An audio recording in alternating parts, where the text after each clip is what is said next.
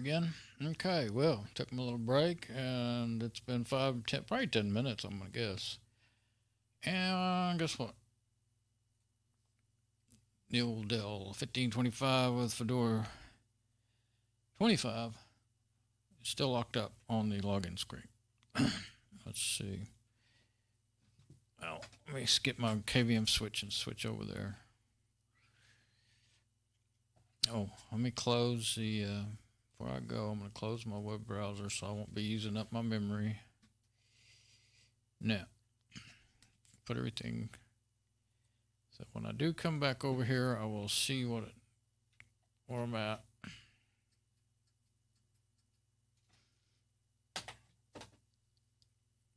Okay, so mouse still works, but that's the first time it's ever done that.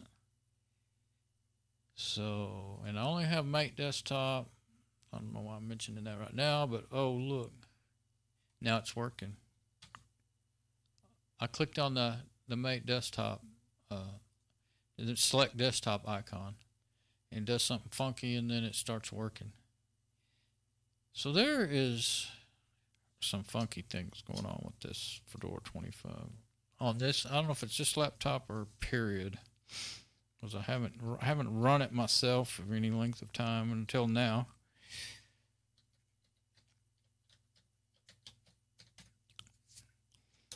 Okay, so that's working now.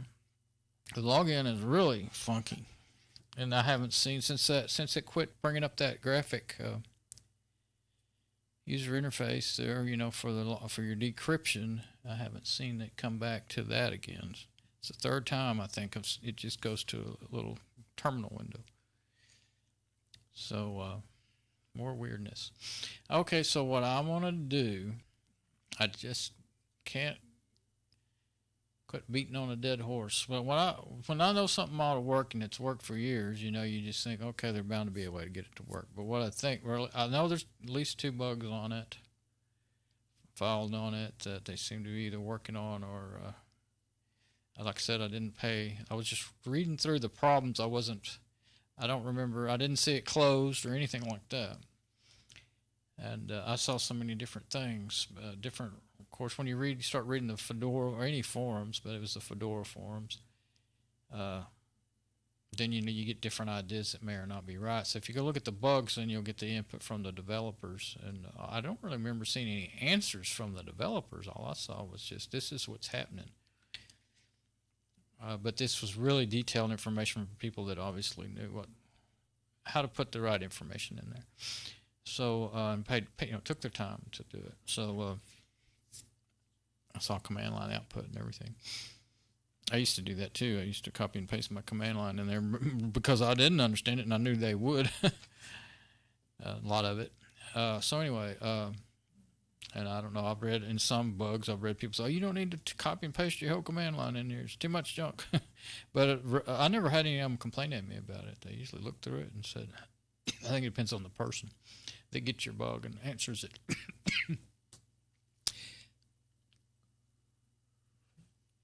Anyway, so what I'm going to do, keep it like this. I don't think it's going to matter because, before it started working when I saw XVNC running, and now it's not showing up that it's running, but it's been running. From what I'm gathering, when I typed that command and it said it's already running. Okay, so that's kind of strange. But let's go to DNF, and what I'm going to do is one thing I do know that in Debian 8.7, the newest one, I don't think 9's out yet. It might be, but I looked the other day and I didn't see it as being out. I think you could download it and it was in beta or whatever. But okay, it worked perfectly by just installing Vino and KRFB. So I'm going to uninstall Tiger VNC, everything to do with it this time, and I'm going to reinstall Vino, and Anaconda GUI, Anaconda, well, that's going to be bad. I don't want to uninstall that stuff. Anaconda, that's to do with installation when you install your system, isn't it? KXX tools add on. Yeah, see now when that's one thing I have. I'm sure you could get around all this, but you can't right click and say no, don't uninstall that. But if you start letting it uninstall things that may be related to other things, you're going to break all kinds of other applications. So what I always end up doing is just never mind, don't uninstall that stuff. So I'm going to hit cancel. I don't want to break anything even more. And let's see. I hit cancel. So how are you going to get out of that? I haven't ever done it in DNF. There we go. I clicked on packages. What I could do, server mode. Let's see. I can't remember if that's. I guess I can go look. Okay, let's go look on my Fedora 23 machine because I haven't altered that part of it. I don't think. Let's go see. Because I just tried it and it worked. Desktop. Okay. I'm going to use Yum Extender instead because it works so much. It works so much better. The search is so much better.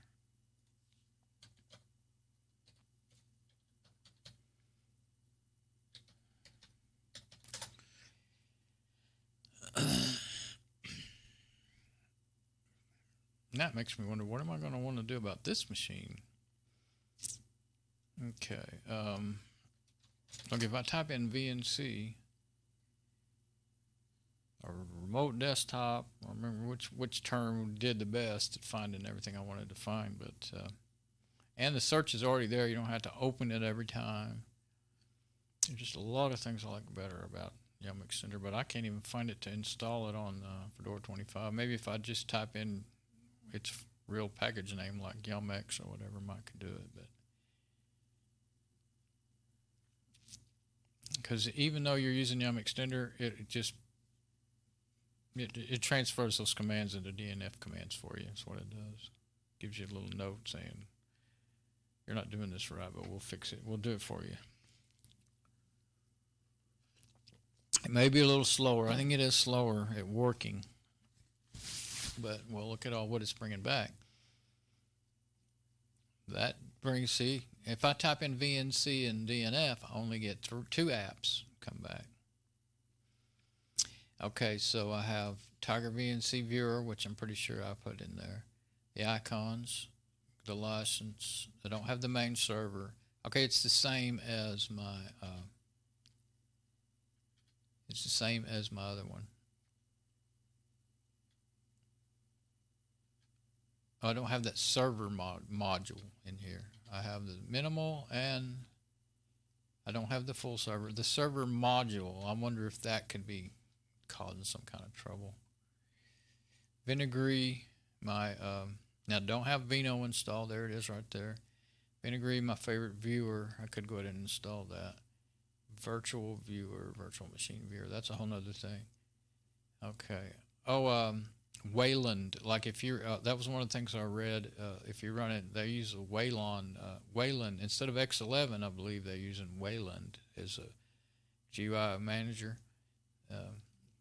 And that's X11 VNC if that's not installed. But there's X11. X11 has been for many years the GUI desktop managing application.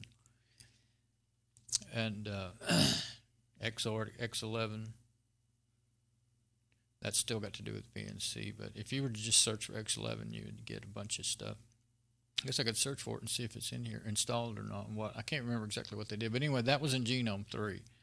They were saying it's not going to work in there. They were saying it's not, doesn't support it. They were saying Wayland doesn't support it. But I'm using Mate Desktop, and I don't think it uses Wayland. It's Mate.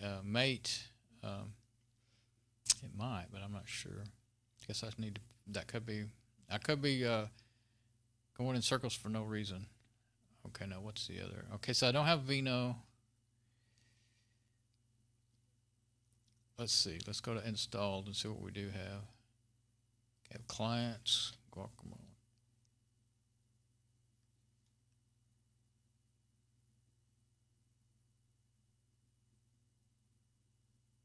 That's a server.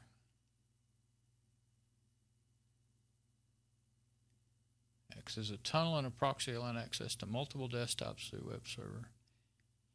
No plugins are needed. I don't think I've been using it. Well, I don't know. I mean, that is there on this machine, and it does work. So now, I don't know. GVNC.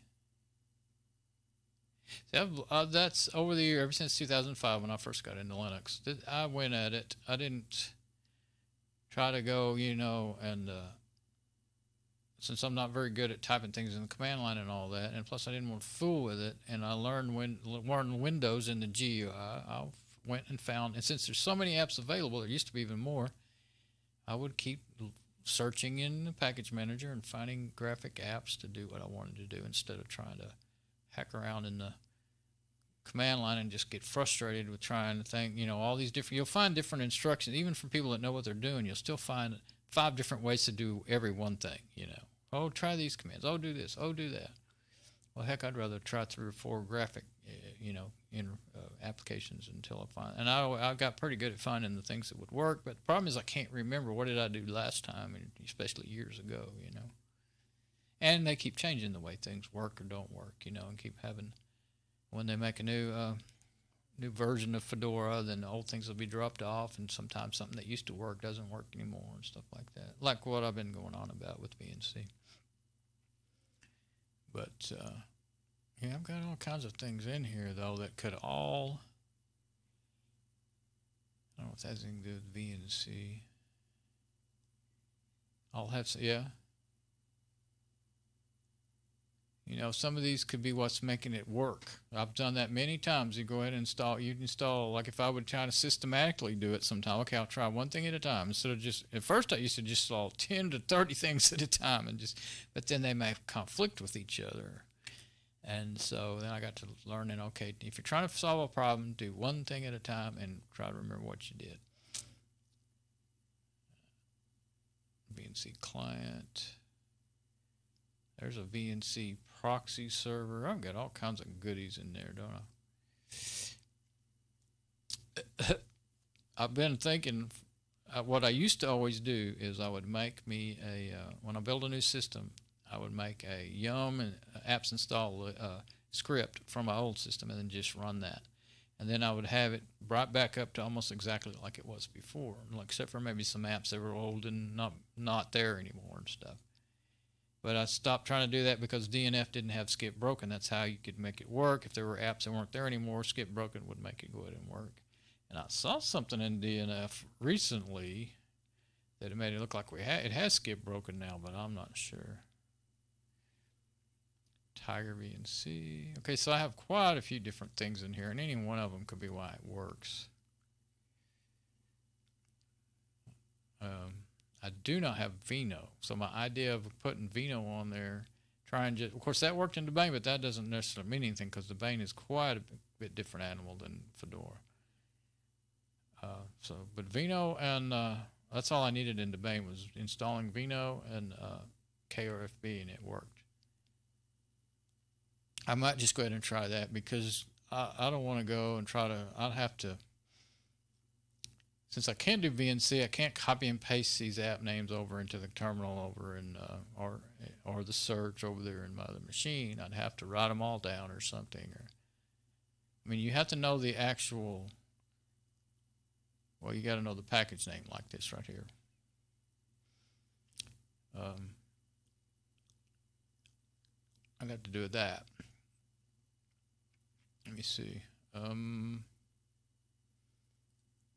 thinking I might want to take a screenshot. I think I'll leave it just like that. Take a screenshot of it. At least that'll tell me that much.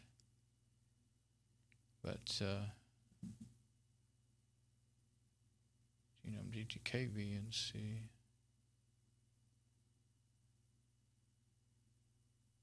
That's a viewer. Okay, so I'm going to close that just to not be, since I'm using this to stream my video, I don't want too much things running on it. Okay, so let's go back to the machine. I'm going to install Vino. That was my plan. I think I'll go ahead and do that, and then if that doesn't work, we'll just probably decide that that's not worth any more days of messing with it. After a week, I think I've spent at least 5 days messing with it out of this last 7 day week or whatever. Okay, let's see, maybe more, probably more. So should be back on the desk laptop, and oh yeah, I decided I couldn't uninstall those, didn't I? I forgot. So just installing Vino shouldn't do anything to help. Only thing I was able to do that I tried to do in this was uninstall the Tiger VNC full server. But if I go ahead and try to uninstall this other Tiger, I can probably uninstall this. Let's see. That's not on my machine, and as you see, I have all that other stuff on my other machine and it works, so they're not fighting with each other.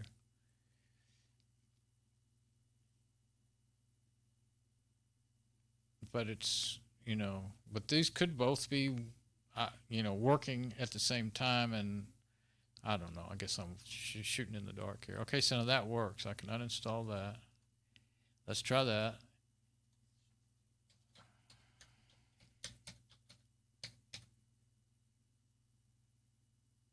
Oh.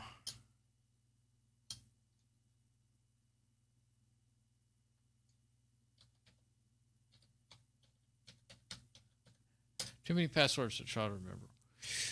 Okay, so if I uninstall that, because that's not on my Fedora machine, my Fedora 23 machine, then that would make it be pretty much the same, other than all those extra VNC apps I have on that machine. Any one or several of them could be what's making it work over there. The viewer, okay, no, that's much more similar to what I have over there, at least as far as the Tiger apps. Now I just need to open up KRFB. It does have to be running. That opening up KRFB starts the server.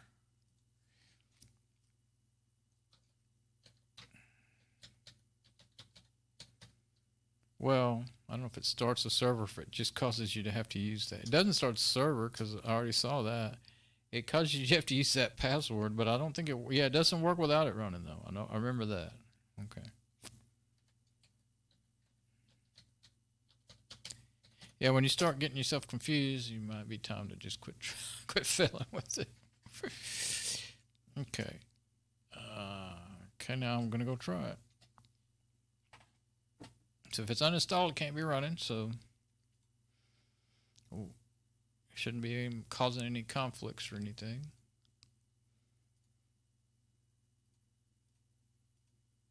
Still answers.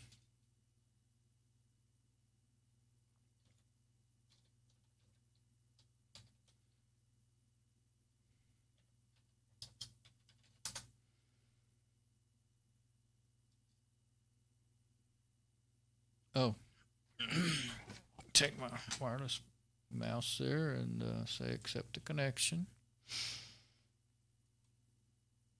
Okay, so same as it was, same as it ever was.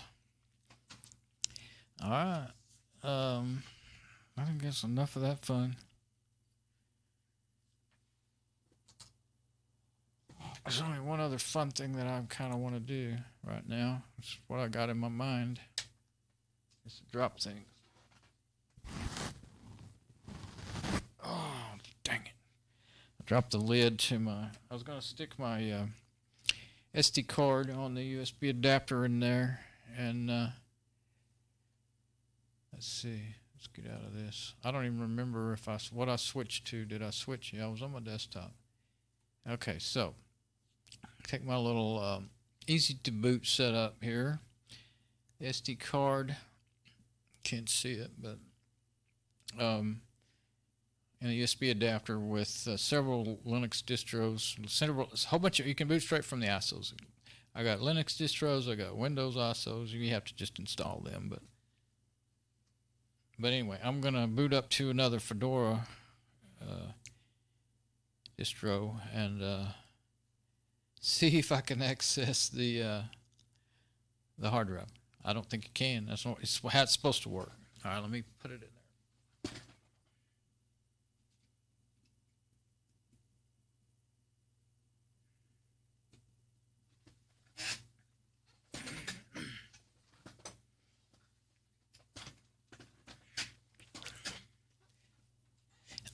Yeah, if you get tired of trying to solve a problem, then stop trying to solve it. Just start playing.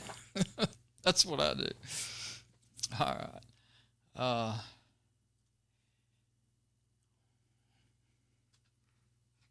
Let's see. Oh, well, I'm going to go ahead. Yeah, I'm going to go ahead and get over there on that machine. Okay, I'm streaming my close up. Get my mouse and keyboard hooked up to it. Can't VNC to it, so I don't know.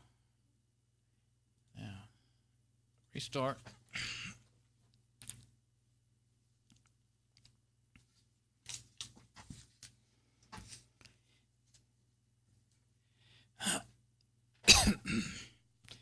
Now, when you boot to a live Linux system, it will automatically mount any Linux LVM partitions and stuff, or the ext4s and everything like that. So, oh yeah, I can't. You can see it over there, but I can't see it on my monitor, so it's really small. Okay, Linux. And there's quite a few in here. Let me kind of get where I can see them.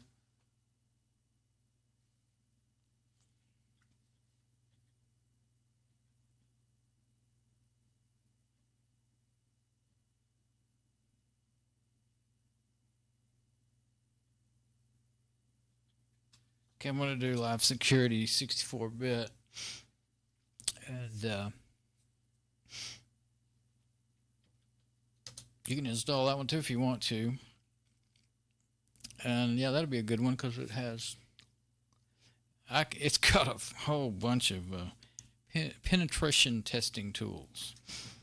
Hacker tools that most of them are command line stuff that I don't know how to run because I don't know the commands and stuff. But it usually boots pretty quickly and everything. So let's see if it can mount the drive, and let's just see what happens. There's a little red star that I couldn't read. Oh, now it came up on my monitor. There was a red star that was probably an error. It might not have been an error. It might just have been a cautionary tag.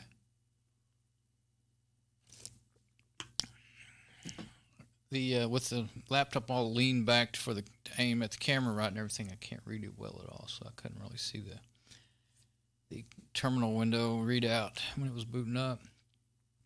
Looks like it's going to do the same thing. Yep, the same thing. It goes black, and you have to. I don't know. Maybe it's something to do with the way it sees the laptop and the power management. Maybe it's because of the extra monitor. I don't know. It just doesn't seem that it should do that at all. I've never had that problem with any other Fedora distro. Just going black like that. It's got the XFCE desktop, so it's pretty fast. It's got OOPS, just like with Genome 3 and Mate. Several different boot image, VML Linux crashed. They still keep running. They will recover from those crashes, but it's still not a good sign. Okay, now there's all my drives. Let's see, 119 gigabyte encrypted. It's got a lock picture on it. So okay, enter the passphrase to unlock the volume. So you got to put that passphrase in there. Let's put it in there. Forget it immediately. I'll remember it until I log out. All right, now. Well, that's all right. You could fiddle around with some sort of hacker tools maybe, but see if you could get in there. But you'd have to know what the heck you're doing. They say it's not really possible. Everything's possible if you know it enough, but I don't.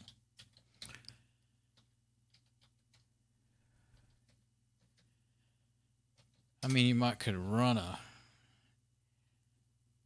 password cracker for on leave the machine running for a month or something. Maybe it would crack it. I don't know. It says the unlocked device does not have a recognized file system on it. Okay, failed to mount. So it's not saying I typed the password wrong. Well, that's 1.1 gigabyte. I thought that was the whole drive. I clicked on the wrong thing. Let's see, Anaconda. Why is there Anaconda drives? That must be part of this encryption stuff. Or so. What in the world? I don't remember ever seeing little drives. They don't even have sizes on them. Okay, the 32 gigabyte SD, that's what I'm booted to, 62 gigabytes. So that would be probably my main LVM. Yeah, there it is. Oh, it said it didn't work, but it did. Because there it is. I don't have any files on it, so. But there it is, and there's my folders. So it's letting me read that. Now let's see, 54. That would be my root directory. Okay. Okay, can't get in there. But that's normal. If I was to open up this file, let's see, what is it? Thunar. Yeah, if I was to open up Thunar with the root privileges, I bet I could get in there. We'll see. Sometimes you can go into a folder, but it'll be blank even though there's files in there. Yeah, it tells you when you try to go to the root. Bar, FTP. Looks like maybe you can get in there. Where's www? Doesn't have that. Okay, so yeah, it would have www if it had a web server on there. Okay, so let's try doing that. Let's open up a terminal window. Root. Now then, what do I want to do? Oh, Thunar. Whoops. There it is with root. Thunar with the root privileges. Okay, that's that part. Now let's see. Root. Well, you can read the Anaconda Kickstart file. Let's see. File system. There's the main file system. Boot. So you can see all your boot files now. So I'm guessing that password, my unencrypted password worked, but it said it didn't, which is weird, but not unheard of to see things like that happen. EFI. See, you can access it with another Linux, live Linux to recover it. You want to be able to do things like that, That's one of the main things I was kind of worried about having it encrypted is if anything breaks, you never fix it, But cache. But I put in the unencryption password, to get to here. So I'm sure that it said it didn't work, but I think it did. So temp ABRT is automatic bug reporting. Okay, so file system. Now I'm going to go to another desktop. Let's see. 1.1 gigabyte. Now I can see it. Oh, wait, I'm in a different. Go back to this other one. Let's see. Well, I was able to see it. There it is, even though I'm not in root. Well, that's grub and all that. Yeah, okay. Yeah, that's the grub part with the boot grub partition. Anaconda, failed to mount. Live OS. Okay, that's my live operating system. That could be what that is. That might be my boot grub for my live. That Anaconda, I'm not quite sure about. Okay. Yeah, see, I've got all these different partitions, my live partitions and my actual hard drive. Okay, so yeah, as far as the let's see, security lab. So you've got code analysis,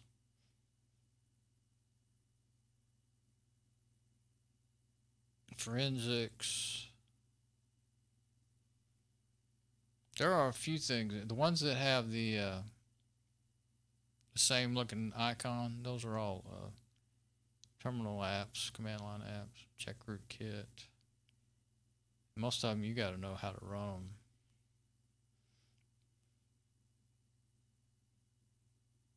Reconnaissance. It's got everything you could never imagine. Things you don't, unless you're a network engineer that specializes in security, or a quote hacker. Then you don't know. Average people don't know about all this stuff like me. See, I've tried a few here and there on my own systems, and very few of them. I mean, the ones that have a graphic user interface are hard enough to figure out. See, like, there's one.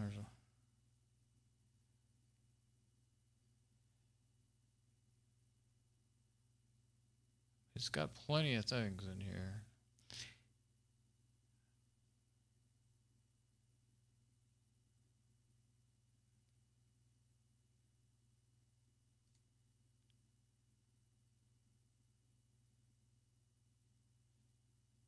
And this one here kind of gives you some ideas about how to run it, but I wouldn't fool with it.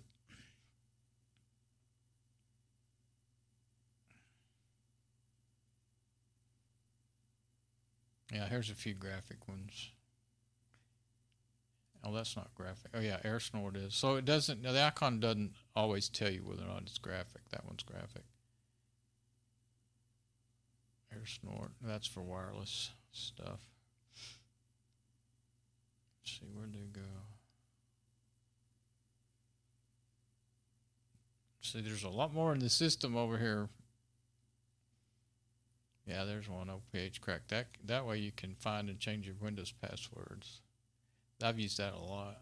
Get a machine that's given to me that you don't know the passwords, or you just want to change it, so you can check out the system. I usually always reformat them anyway, because they usually always have viruses on them.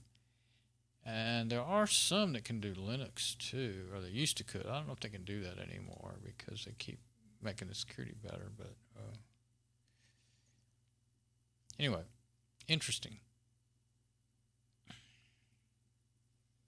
ZenMap. That's a network mapping. Oh, that's that one I think that just shows you. No, that's the one I was looking for the other day, or maybe I probably don't have it on my system.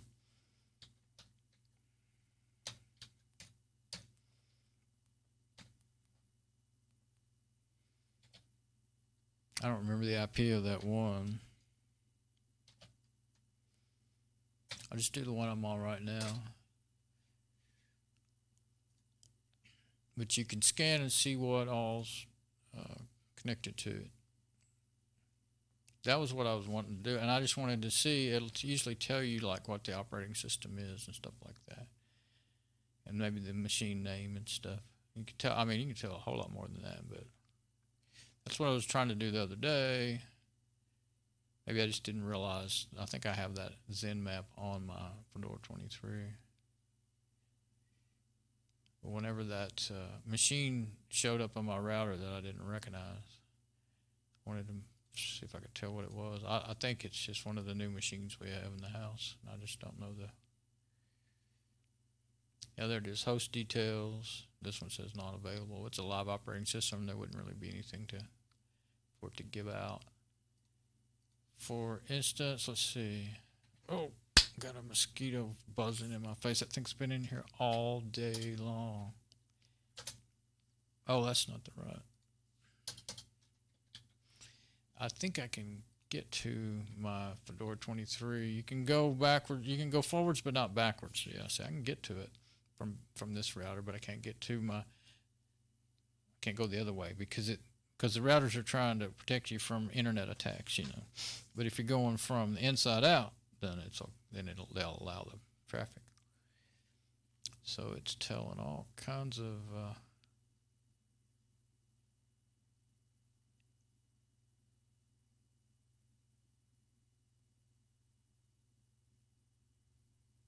information.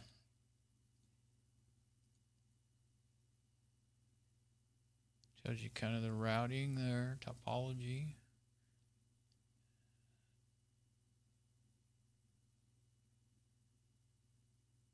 Well, it's not telling anything about the machine name there either. I'll probably not allowing that out of the machine to come out of it. Just says it's there. Tells the router. It tells the router names and stuff, kind of just the basic routing information.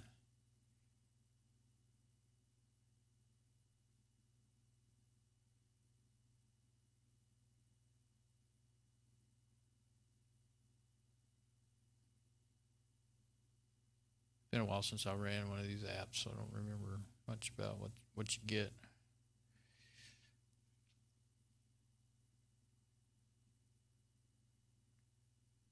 It's not telling a whole lot, which is good actually. That it's not my machine, that my main machine I use all the time is not giving out all its information. But I probably have some security. I think I have some security apps on it to stop some of that.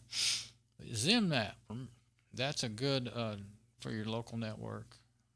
And well, actually, I think you can trace. You can trace internet if you know an IP address of an internet. Like if you get what I use stuff like this for sometimes, if you get a spam and you want to see what country it came from, see if it looks real or not. If it came from Taiwan, and they say there's some company in California, then you're like, okay, red flag.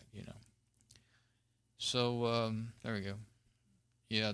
These can be really, and also they can be really useful to rescue a messed up system too, because you can do a lot. You can access your hard drive, especially if they're not encrypted, and you can just, as soon as you boot up, you can read and write backup files, whatever you need to do. Edit, like if you've broken your GUI, you can edit the files to fix it. I used to do that all the time. Don't have to do that so much anymore on the newer versions, but anyway, that's all I wanted to do with that. I wonder. Now I started thinking, hey, what about, let's go into the,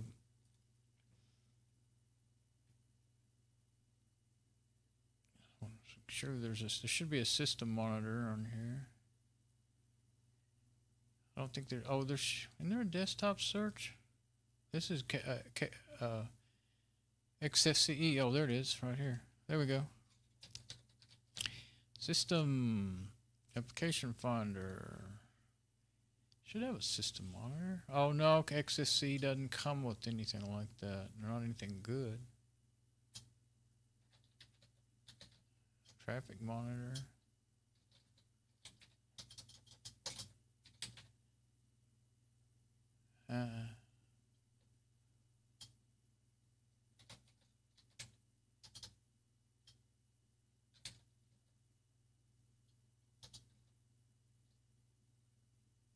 Okay, so yeah, it doesn't have anything to do that right quick. You have to install it. Okay, so what's the other thing I could do? What I was thinking is,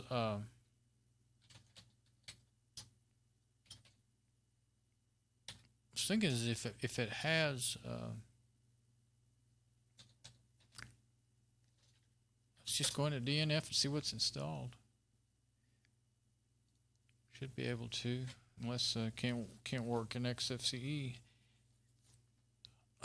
See if it's got any VNC installed on it by default. It's still Fedora 25 64-bit. It's just XFCE desktop instead of Mate. So I could even try to connect to it, I think it's going to have the same IP as it did before. Yep, 10.102.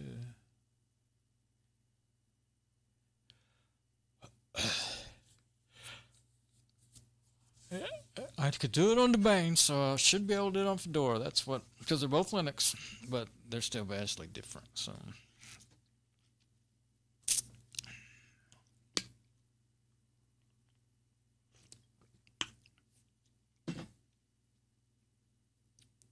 well, that's doing its thing. I want to look and make sure I'm even set right. I just always have this worry sometimes. Sometimes it's actually that nagging feeling is right, that you're not, something's not right. Okay, get over there. trying to switch. You have to be real light on the button. Yeah, I'm showing what I'm talking about. Okay, I'm showing the machine. So it still hasn't come up yet. So I'm going to go ahead and check my... this is when I forget sometimes to change it back, though. I'm going to go ahead and check my stream, make sure everything looks good on it. Oh, it came up the instant that I gave up on it, of course. But since I'm already halfway there, let's go to my live dashboard. Make sure everything looks good.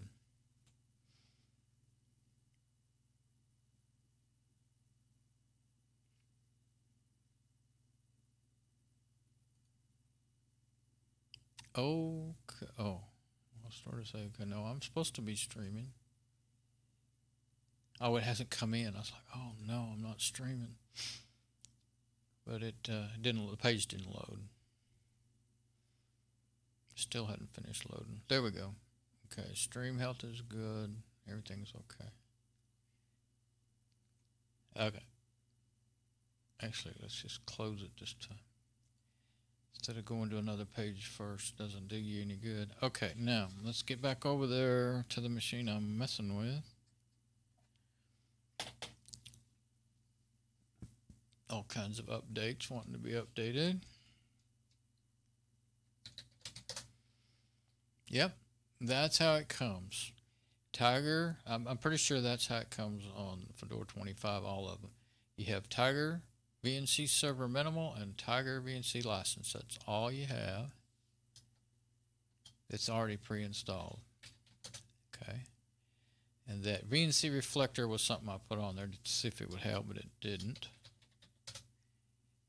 And Vino's not in. No, Vino is installed. Oh. Okay. It's on here. Okay, now then. Now I'm curious. Now KRFB is not installed. So I'm not going to install it yet, but what I'm going to do is go try to connect to the machine and see if I can. And then if that don't work, I'll try KRFB.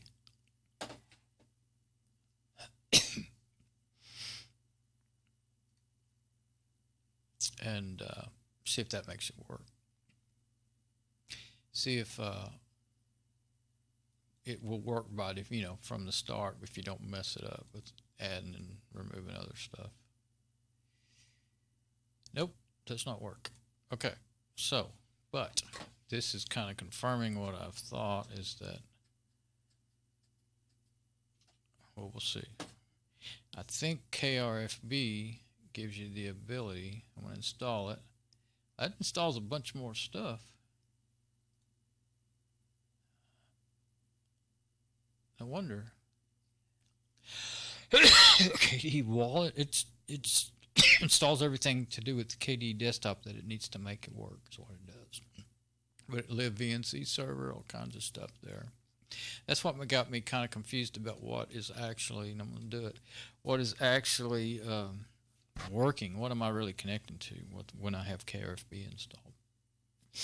Well, let's just see. I'm pretty sure I'll be able to connect to it, but will it work properly? If it does, then well, actually, I might realize what to get back down to on my Tiger VNC to get everything working. I didn't know that Vino was pre-installed. I didn't think it was. And maybe it's not in a regular Mac desktop. Maybe it only is in the X6E too. So, or maybe it only is in this version, because every one of these is a spin of Fedora. And this one, the security version, it's got, as you can see, all kinds of extra stuff installed on it for all kinds of good fun.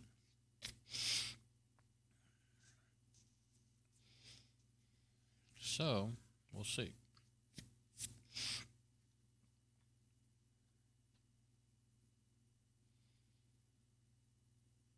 So at least I already know that if I wanted to use the encryption, if I want to keep using it like that, like leave this system just like it is, if I decide, well, it's going to be all right, then the encryption won't cause me to not be able to rescue it. I can get it there just by It just asks you for the when you want to access the hard drive, it asks you for that encryption key or password.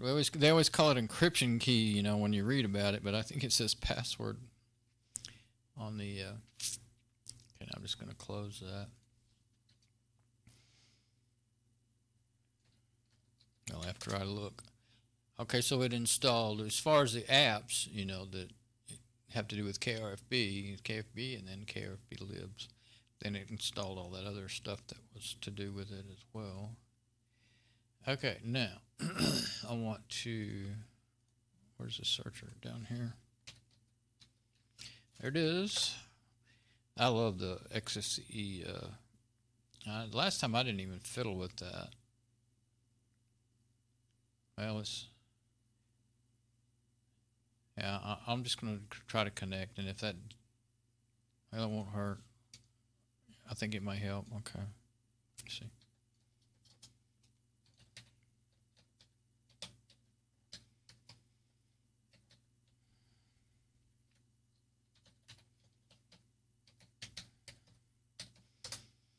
Okay. Okay, I'll just use that password that it gave me there. As long as I leave it up on the laptop, I can look over there and see it to type it in. I was on my desktop screencast that whole time. Sorry. Well, you can't really see it. It's blurry anyway, so.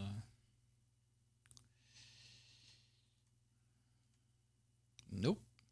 Didn't work. So you'd probably have to do something to get it up and running. Yeah, I checked the IP, didn't I? Yeah, I did. Okay. Close the client and try it again. There's Amelia.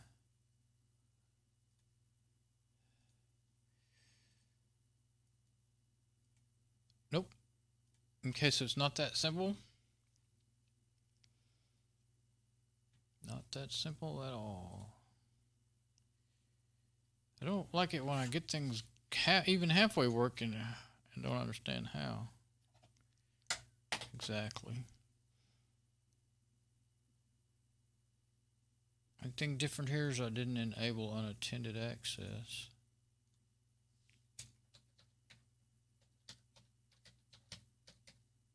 Oh.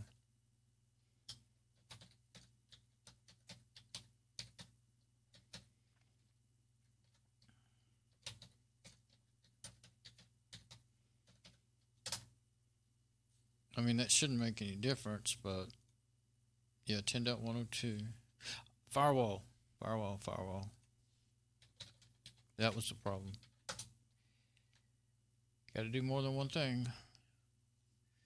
Make these things work.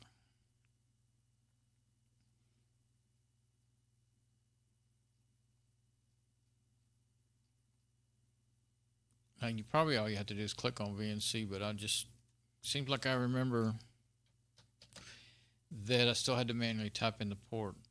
So I just do that for good measure. I think it activates it right away, but if you close the app, I know it does. So I'll just go ahead and do that. Now, let me go back. Oh yeah, my IP, of course, is not the same. It's similar, so it makes me forget. The IP that I use over here is not the same. It's whatever IP it's forwarded to, which is still forwarded that way, I think. There it is. Okay, so it was a firewall. Don't forget to set your firewall to allow VNC connections.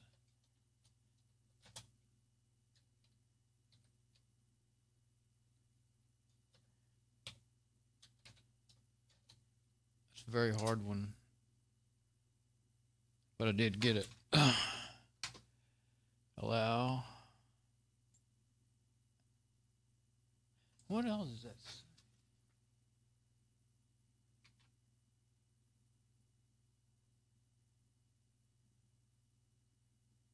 Oh, it just says allow remote user to control your machine with the mouse and all that. Okay, it's just exactly the same. It responds over there on the machine, but you can't see it over here. Why?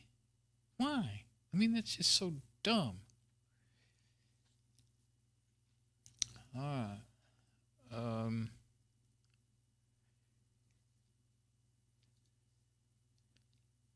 it's fast too. It makes you mad. Makes me mad because would work so well.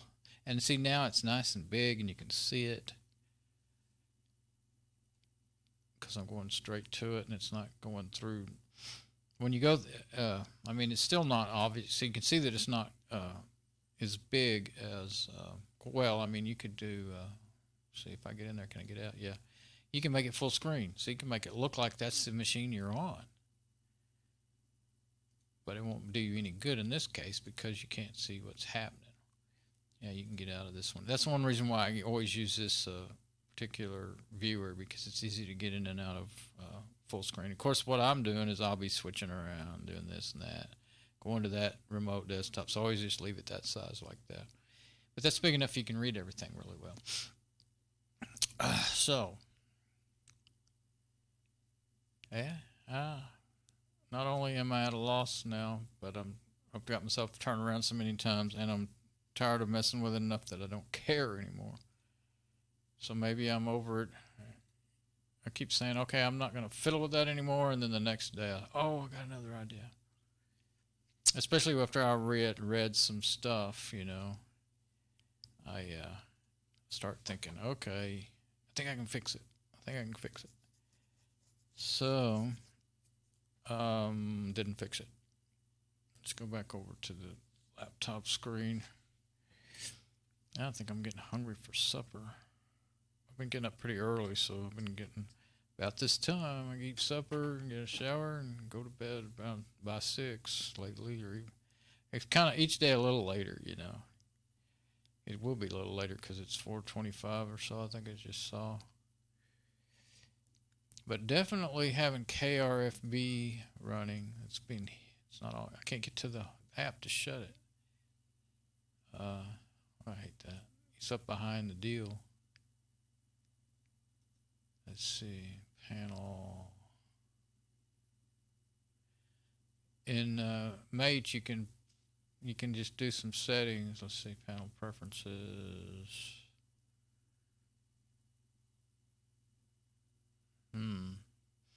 This one's different, so. But you can put some little buttons up on the right and left, and you just click them to get it out if anything does get up there behind it like that. Well, it's just a live system. There's no sense in fiddling with it. You can actually make XFCE look just like Mate. I do that every time I use it, set it up. But I can just, oops, wrong one. But yeah, I can't close it. Right clicking doesn't do anything. So I could, there it is right there. Though I can just quit it like that. But minimize, you can minimize it, restore. Oh, there it is. Now it's okay. Now I can move it around or do whatever I want with it. But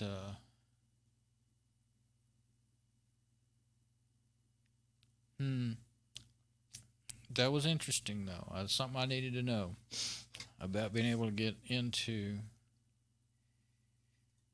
a encrypted hard drive. So as long as everything's working right, then you can just boot up to a live Linux system.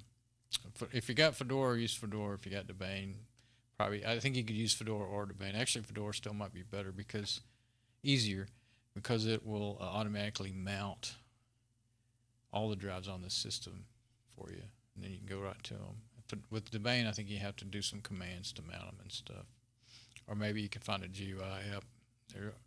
There are some, but Debian, I don't believe. I'm pretty almost sure it still can't. It can't mount the LVM file systems that Fedora uses. I think you can do it if you do a whole bunch of commands and stuff, but in the terminal, but it's hard. But actually, I don't know if you can. I can't remember. I just remember having all kinds of trouble. I used to use specific rescue systems, and I started realizing you don't necessarily need. One good thing is like Parted Magic is great for editing partitions and stuff. But as long like Fedora has Gparted, it comes with it now. So all the Fedora distro So that's all you need, really. There's some other tools that's in some of those specific distros that might be really helpful, though. Gparted is not actually, you can't. The newer versions, Parted Magic, newer versions aren't free at all. You have to pay for them now. Last one is like version 6 or something. It still works. Of course, it'll get outdated and it won't work anymore before you know it. But I still use it sometimes. But they used to be free and open source, but I guess nobody was donating to their project, so they decided, okay, we're going to go proprietary and not free. So they did.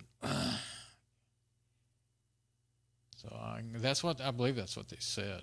I remember reading about it a long time, several years. It's been about 3 or 4 years since they did that. But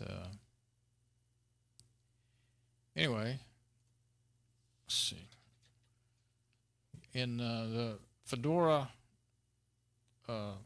Live Security, there's what you get if you got a Firefox and then another web browser. I think that's like a more basic version. And there's a mail reader of some sort. Oh yeah, there's Claude's Mail. I see that. There's more than one. See, there that is right there. I guess you can do it that way. There's your accessories.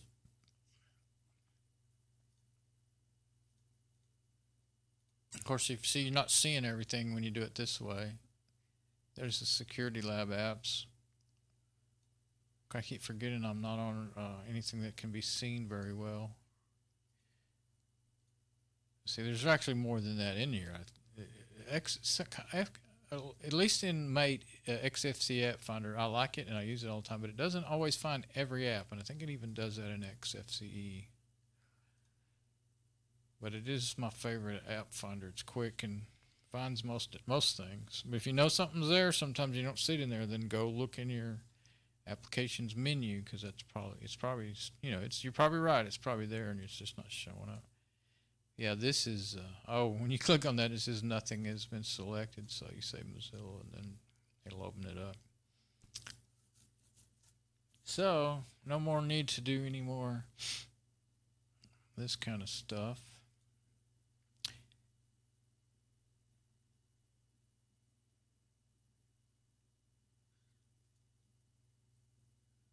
Firefox features and Fedora.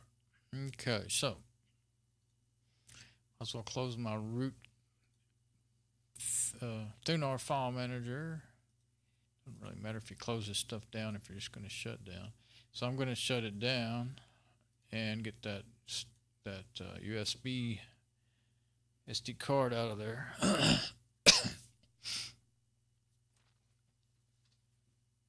Get over there where I can reach it.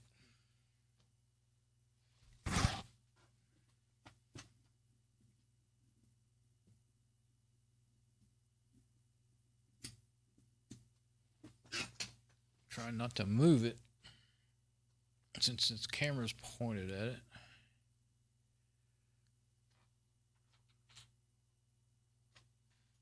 Now,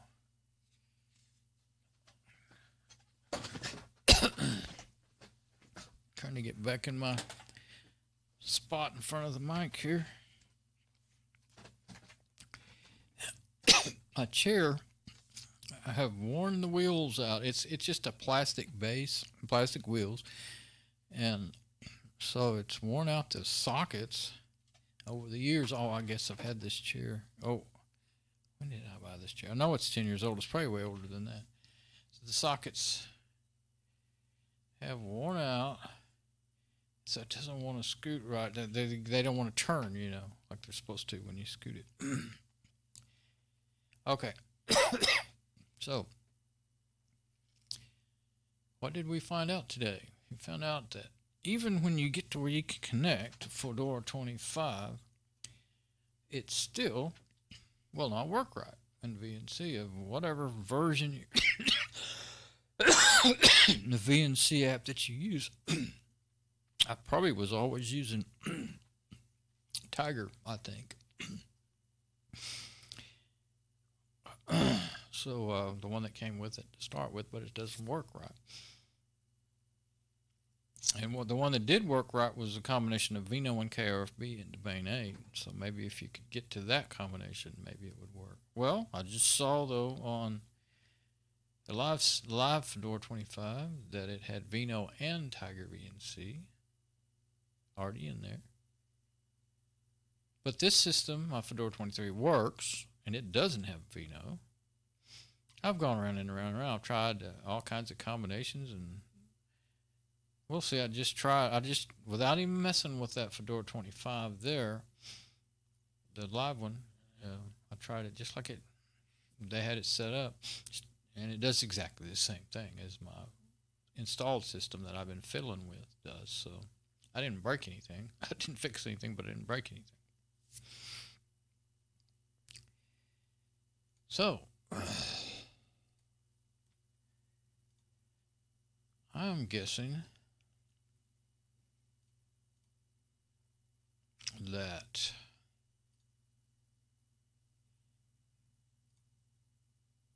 it's it's possible. Usually everything is fixable if you want to work hard enough at it in the Linux systems, but since I did see those bugs and stuff, and it really might be bugs that just aren't fixed yet, and you're just not going to get it to work.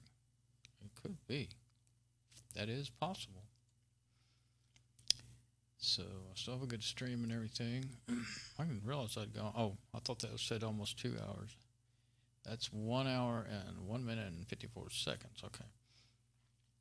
So I'm getting hungry, so it's my supper time. I think I've rambled and fiddled and messed up and got really nowhere long enough today. Every time I start one of these on this with this Fedora 25, I think, okay, I'm getting it working today and getting it to do what I want it to do, and it doesn't work out. So, do I want to keep this thing here like it is and keep fiddling with it, or do I want to just reformat it and try Debane? I do know one thing. Debane uses a lot less resources, so as long as I didn't have trouble with, the web browsers not playing the videos I want to watch and everything, it might be just better. It might end up being better in the long run. I haven't tried watching videos on it for any at all. I haven't played a single video on it. It will play YouTube now, and that's the main thing I watch anyway. There's only two things I really watch these days much, and that's YouTube and Amazon Prime videos. We have that. So that would be the two things I'd want to try.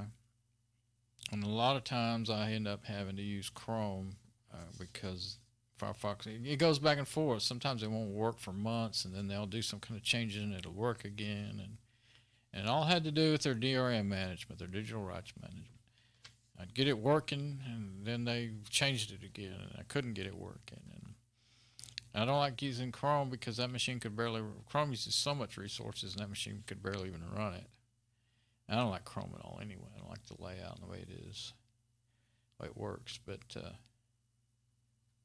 I should try that because that's the main thing I want to know about that machine, or about that particular machine. That's the main thing I usually do with it, is watch videos. I plug it in, like I said before, I plug it into the TV with the S-Video out cable, and watch video on the TV over there. So I'll try that, and then see what I think about that next time I get on it. And then if I decide I don't like it that much, if it gives any more trouble, like, buggy-like trouble, then locks up again. Didn't it lock up? Yeah, it locked up once today, once I think. Then maybe I'll go to Debane and see if the new Debane will do what I want it to do. And I know it'll be lighter on the resource usage, so it'll make the machine faster. That'll make it work better with, those heavy web browser, video plugins and stuff. So, okay, that'll be my plan. See, if I put this in the video for you it's rambling, but for me it's review. It's notes. I'm taking notes. So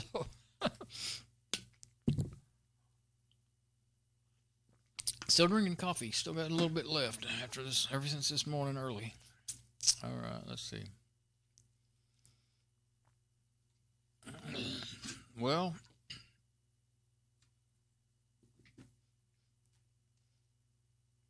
just got that silly message at that camera again.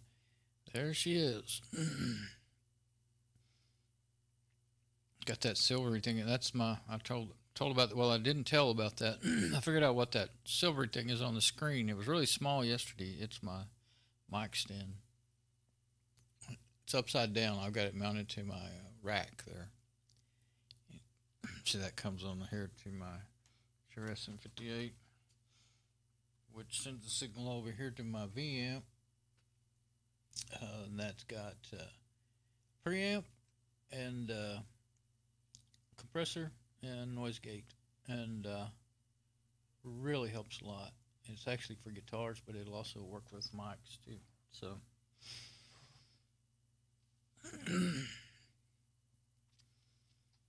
my camera setup, I don't know why I'm showing that again, but the far one was the one that goes towards me, and then the one there, the one the dreaded blurry laptop screen camera. That's it right there.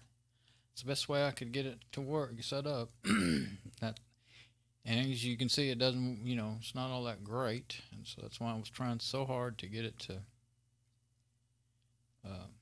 VNC, so I can do clear video, where the viewer could even read the text, So, like so.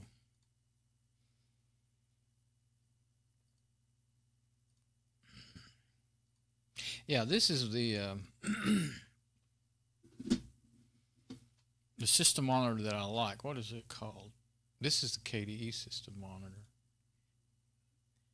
Yeah, that's the KDE system monitor. That's the one I like the best for daily, all the time usage. You got that search bar that's always there.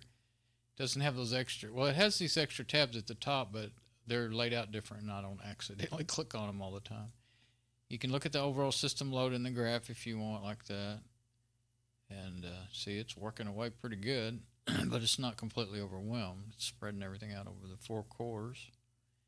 And right now it's using 1.4 out of 3.7 gig. That's not too bad. And that's while I'm streaming, See, the OBS is always using around 22 to 24%, maybe 25. It's not doing bad on the memory, though. Firefox C is using 511 right now, just sitting there with this screen open, but it's not playing right now, the live stream screen. If I forget and leave it playing, then it'll just end up locking up the machine before you know it. So that's why I just close it. That, and there's no needing it running when I'm not even on it. Voice is going away. Yeah, I'm getting ready to quit, if you hadn't already figured that out. So that's it for today then. Didn't really accomplish a whole lot, I don't think. I think all I did was felt like all I did was go in circles, but guess maybe once I've had a chance to sleep on it, I'll realize what I figured out. I think I did figure some stuff out. It's my stick I've been using to reach up here. That way I don't have to, because if I try to reach up, I have a pencil up there, but when I try to reach up there, my mic ends up under my neck. So I've been using my stick. And always, like I said, I keep my phones plugged in, because that IP webcam app that I used to stream from, in case you're wondering how I do that, will make the batteries run down. It's in about 10 minutes if you don't leave them plugged in. They do good. They're not getting hot. I've been running the stream most of the day today, so I got 3 cameras running streams until they wirelessly to my routers, but that's why I can't get a real sharp picture from them, because I have to do 720p because the network can't handle. Well, the cameras won't put out any more than 36 megabits. The routers can do one of them will do 56, and the others will do 150. Megabits, but of course, if you're really streaming that much, then it would. I don't think, if you had all gigabit routers and everything, maybe you could do it. But I don't have. I have 1 gigabit router, but of course the wireless is. I think it's supposed to do up to 300 on 5 gigahertz range, but 5 gigahertz is. Well, the phones won't even do that. These phones won't, and I have one laptop. I think that'll do the 5 gigahertz range, but it's such a weak signal you can't even go out into the other living room. You have to be right here. And so I really just used the 2.4 gigahertz on everything. So, trivia. All right, well, this done. And I don't know, I can't even sum up what I've done today. But I did a bunch, I know that much. All right, I'm going to go. I'll come back when I decide what else I'm going to do. I'm really debating about just reformatting that thing again for debate. And see, one thing, I decided this would be my perfect test case because it's Core 2 with 3 gig of RAM, and I need to do my mom's machine. It's an AMD dual core, but it's got 2 gig of RAM. But it's a desktop, and it has I think a 1 gig, or it might be 512 megabyte, but it's got plenty of video memory for her. She hardly even watches videos or anything. So that's a big thing in a machine, is how much video memory it has. Just like this machine I'm on right now. It's a quad core Intel with 4 gig of RAM, but it only has 256 onboard shared video memory, megabytes. And I have to reboot it 3, 4, 5 times a day just if I'm watching videos or if I'm doing anything that's using. It's kind of weird because what it'll do, I'll look over at it and it'll be using up all the memory when I'm in Firefox watching YouTube videos and stuff. And I always forget that I'm not showing my desktop unless I click on desktop. But there's not. I don't have an app that can show me how much video memory is being used up. Do I? It might be in here, and I just don't pay attention. I don't think it does, but I just can tell by the way the machine's running is what I do. So that's the one big. And of course, this is not meant to be a video watching machine or anything. This is what they used to call WinTerms. Windows Terminal. They're meant for corporate environments.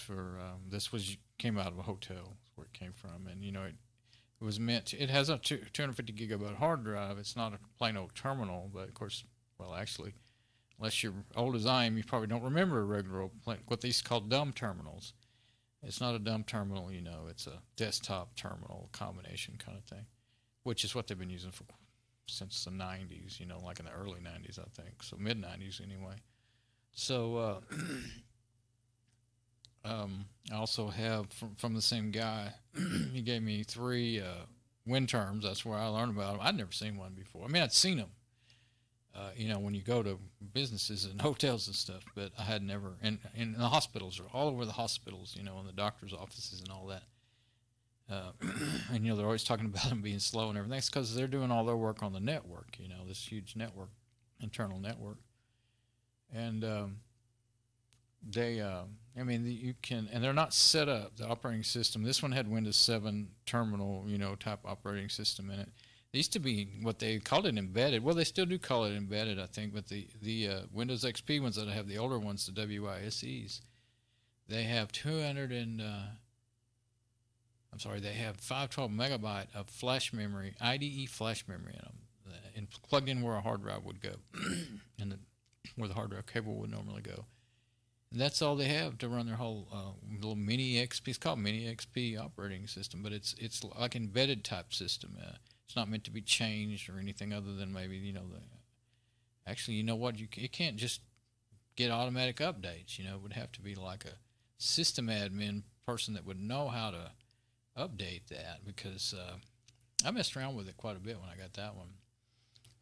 There was 3 of them. One of them, actually, the machine was messed up, and the other 2 ran. They all had 256 megabyte of memory, but I ended up putting two sticks in one of them and gave it 512.